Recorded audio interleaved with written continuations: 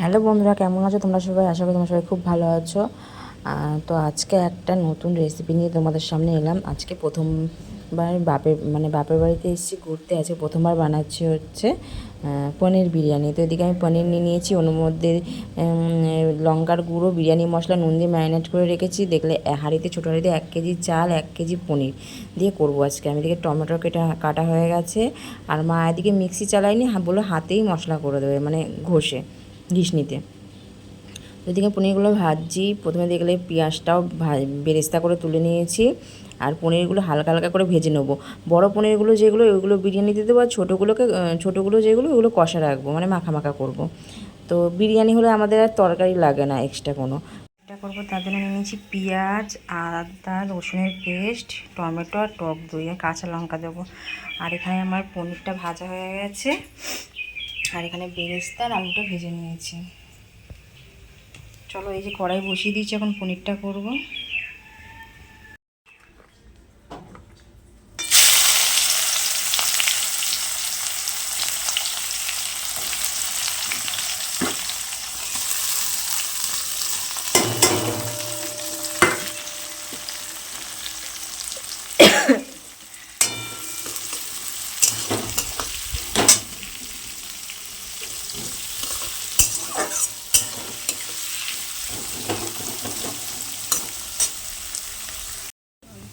মানে ভাতের জলটা বসানো হয়ে গেছে।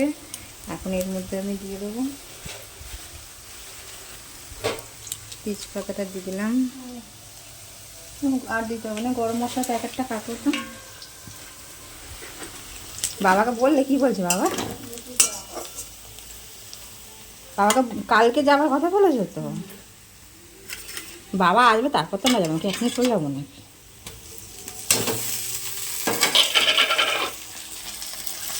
আদা রসুনের পেস্টটা দিয়ে দিলাম। না, সবটা দেবো না, সবটা অর্ধেকটা ঘিয়ে যাবে। এখন কিছুটা গরম মশলাও দিয়ে দিলাম জলের মধ্যে।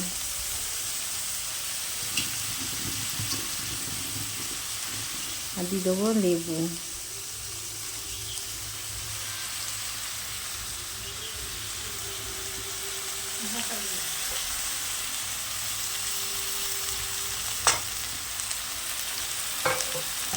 তুমি যাও কাজ বসে দিকে।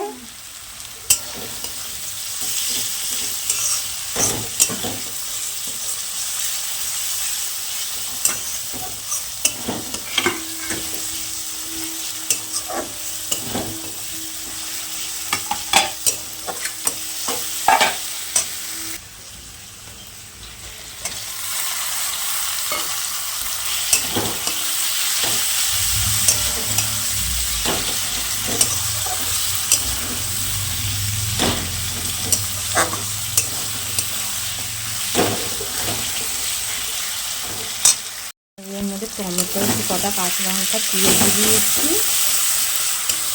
আর নুন দিয়ে দিয়েছি। এখন ভালো করে মশলাটা কষা হয়ে গেলে তারপর এখানে টক দইটার মধ্যে একটু হলুদ গুঁড়ো, পরিমাণ মতন, আর জিরের গুঁড়ো,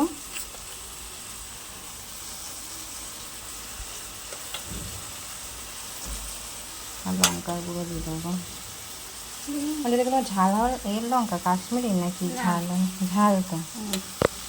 যে মশলাটা দিয়েছিলাম ওইটা দিয়ে দিলাম এখন, দিয়ে ভালো করে কষে নেব।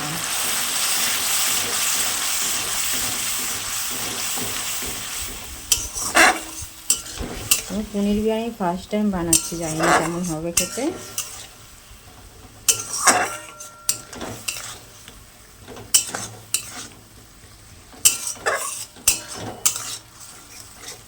তেল ছাড়বে, তারপর পনিরটা দেবো।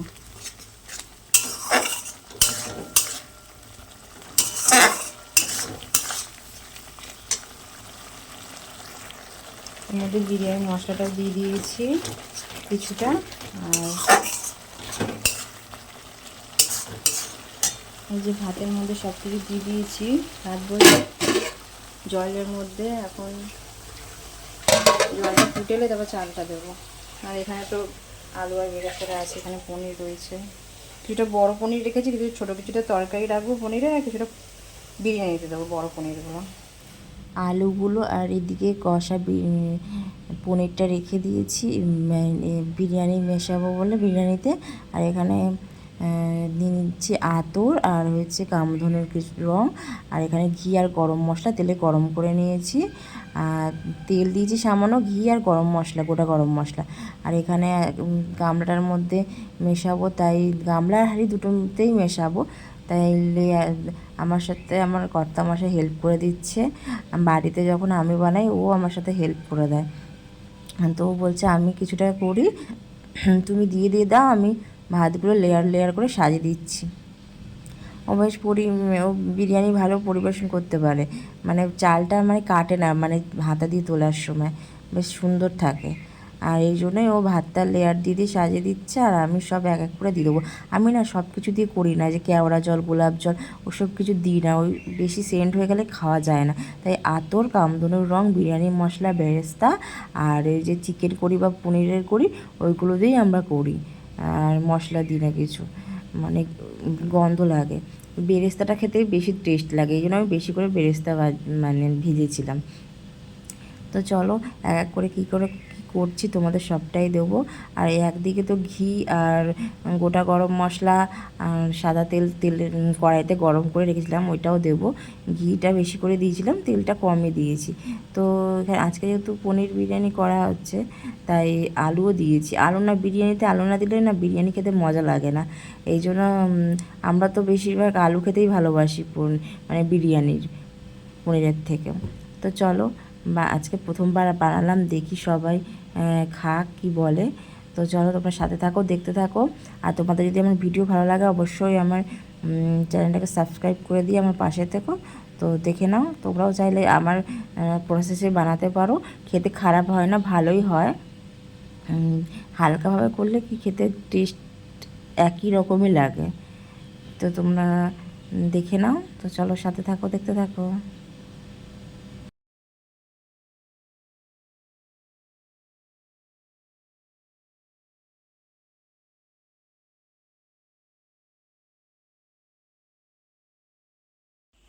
তো এদিকে আমার বিরিয়ানি পুরো রেডি হয়ে গেছে।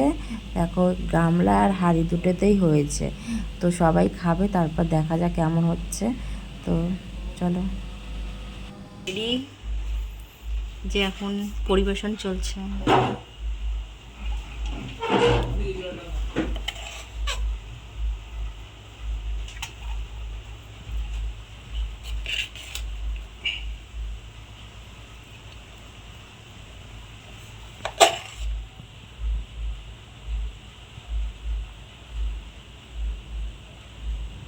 ভোজন